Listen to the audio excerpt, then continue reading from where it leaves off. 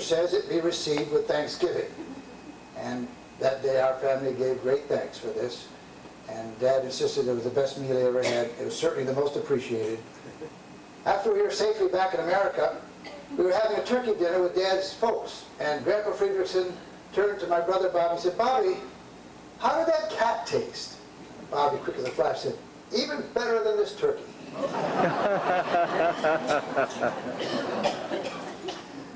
You do what you have to. February 3rd, 1945. Late in the afternoon, we heard distant explosions. We heard machine gun fire. We heard cannons going off. But that wasn't unusual because sometimes the Filipino guerrillas would come down and harass the Japanese. But this was different. And as it got darker, there was more shooting. All of a sudden, tracer bullets began whizzing over our heads in the camp. And then for the first time, I saw a flare, a big green ball of light right over our camp, lighting up the whole place with this eerie green light.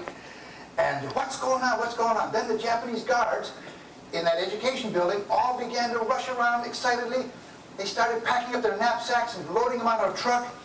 And we didn't know what was going to happen. All of a sudden, a Japanese guard came out and said, "Mama, baby, into education building. Man, go to big building."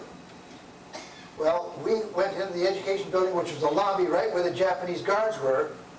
But then when the Japanese guard got distracted, Mom didn't feel right about this being there without Dad and didn't understand. So she said, "Quick, let's go." She grabbed our two hands and we ran out of the education building, that lobby, back to our shanty.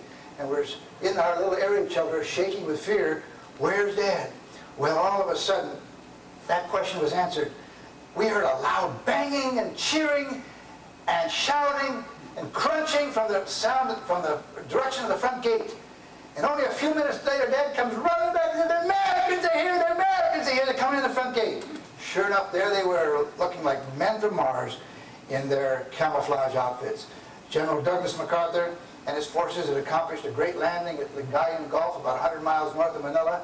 But then, fearful that the Japanese might attempt to harm the internees at Santo Tomas, in fact, one of the guards at the gate had told him that they had intended to exterminate this camp the very next day, February 4th. This is the night of February 3rd.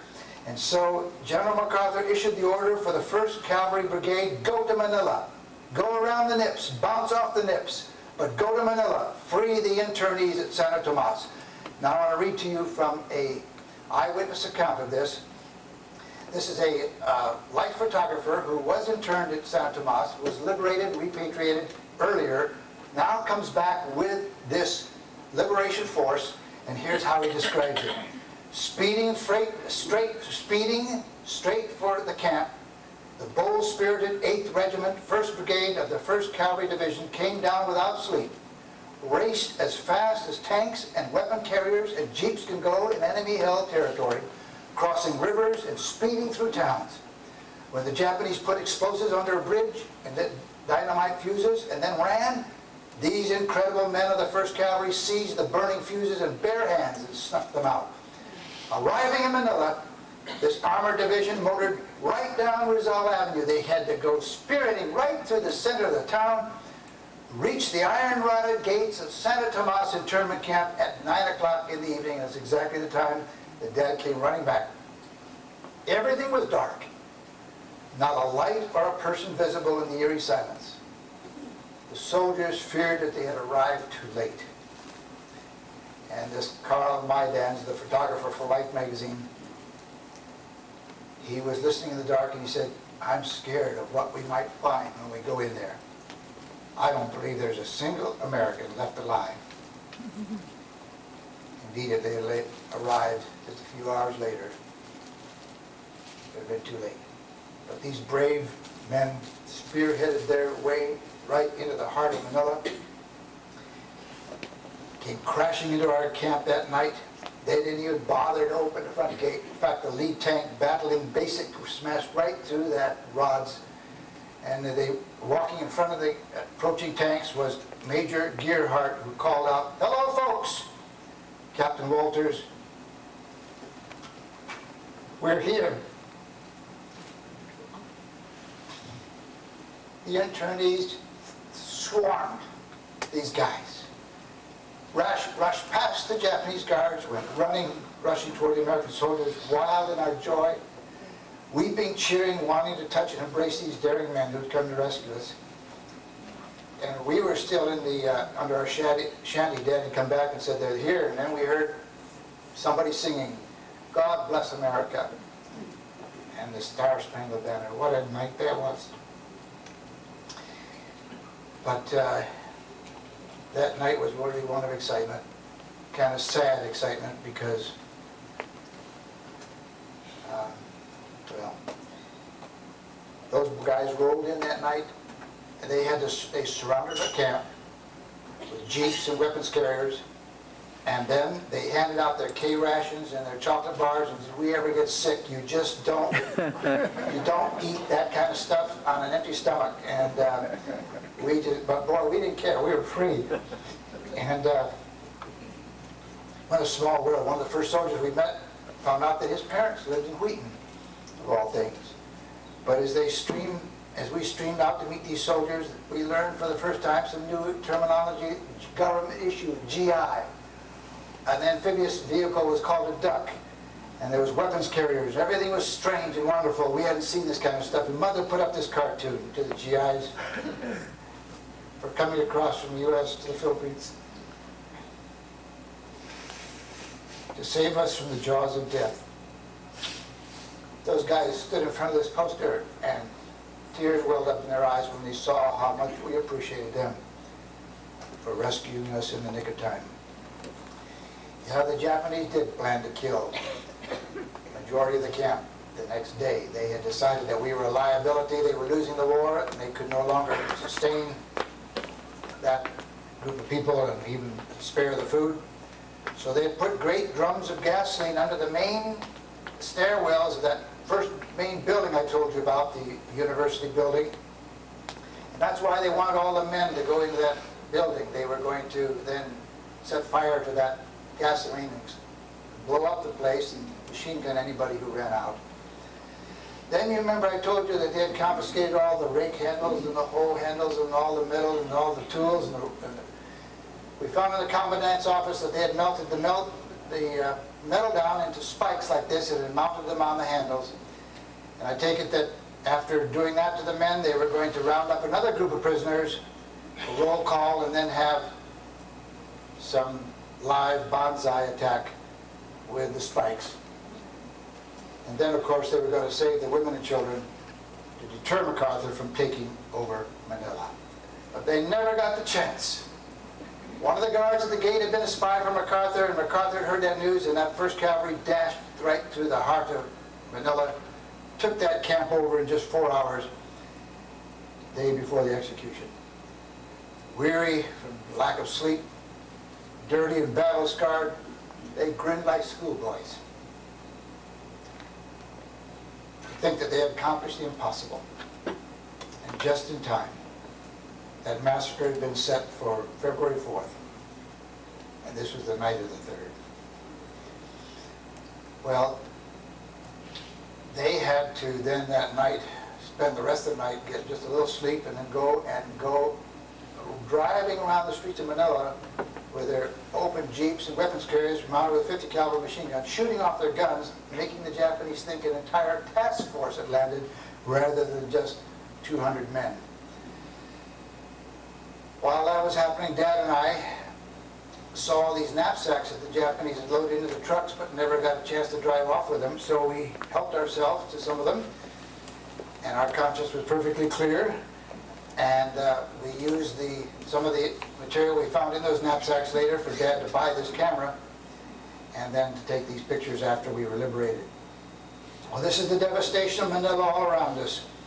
The Japanese practiced the scorched earth policy. If they couldn't use it, they would burn it, everything before they left.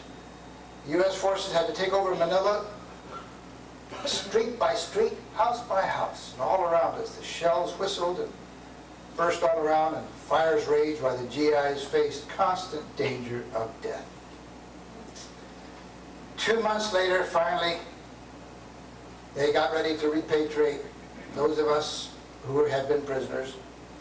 here we are all dressed up in our new clothes from the Red Cross, and we are excited to be sitting here. And we're very grateful to be sitting at this line because they did us alphabetically. And the rule was that if for some reason you had to miss your turn alphabetically, you had to wait till the end of the alphabet line.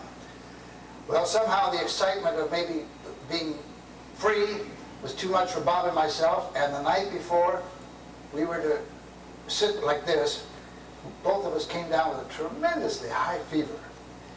And if we had to forfeit our term, we were just so weak, we didn't know if we didn't get away soon, we didn't know whether we'd live to get away. Well, parents spent that night in prayer. Mother doctored us herself. We couldn't call a doctor, because if we called a doctor, then he would have ordered us not to leave, and then we would have missed our turn. So she took the last aspirin she had, she took the alcohol rubs, cold washcloths, and they prayed, Lord, you know what we need. We trust you now, Father, for our lives. All night long she sponged us to reduce the fever. All night long we tossed and fitful. Bob and I's temperature is perfectly normal. And we are just weak like dish rags here. But boy, God answered that prayer in a remarkable way, and they loaded us on these trucks, and I tell you, we were so grateful to the Lord, even though Bob and I could hardly hold our heads up from weakness, to be able to be on our way. They drove us through Manila, and here is, that's that educational building. Notice all the shell holes in that building. And they drove us through. The Manila used to be called the Pearl City of the Orient. But as they drove us through, it was nothing but a twisted mass of wreckage, steel and masonry, and the stench of unburied dead filled the air. You practically had to put your nose under your arm or in a handkerchief or something. And we came to this airfield that had been bombed, but now they had been cleared, ready for us, and we stood in line that day, ready to be flown to another island for 1 month so that they could fatten us up a little bit. Here we are on the island of Leyte.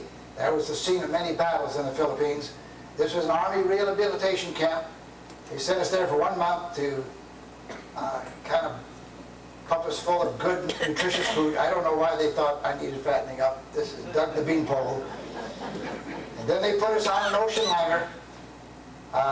1 month, 30 days on the Pacific with GIs. These are soldiers that were wounded, also being repatriated. What a sad thing that there was one section for guys that were really severely wounded, and then there was another section for guys that were shell-shocked. And the orderly told Mom, you know, so many of these guys have received the news they got Dear John letters on their way home. In addition to being wounded, shell-shocked, now they get a Dear John letter. What a shame. You had to have your K-Pop life preserver beside you at all times, along with a canteen of water. And those 30 days on the ocean were, you did the best you could. It was long, and most of us, it was warm, you could be out on deck. Here's a couple of happy sailors, big smiles all over the place, and actually, though, we were extremely happy on the inside to be able to go home. Every evening, every early sunrise and every twilight, we had to stand to, because if there were to be an attack from a Japanese submarine and torpedoes, that's when it would take place. So we all had to be out there for about an hour every morning and every dusk with our life preservers on and our canteens beside us. Thank God, though, nothing ever happened like that, except it was reported that one torpedo missed our bow of our ship by a few hundred feet. Well, finally, early one cold morning, the ship slowed down, and you can imagine what the Golden Gate Bridge looked like. The rising sun cast a rosy glow over the fog banks, and there in the distance, the Golden Gate Bridge of San Francisco hung like a gossamer trellis in the sky. This is now is April 21st, 1945. It's been 6 years since we glided under that gate, but it seemed like 60. Men and women stood out on that railing. We went under that bridge. Nobody was ashamed to be seen crying. Sobbed into bath towels like babies. What a wonderful sight. America the beautiful.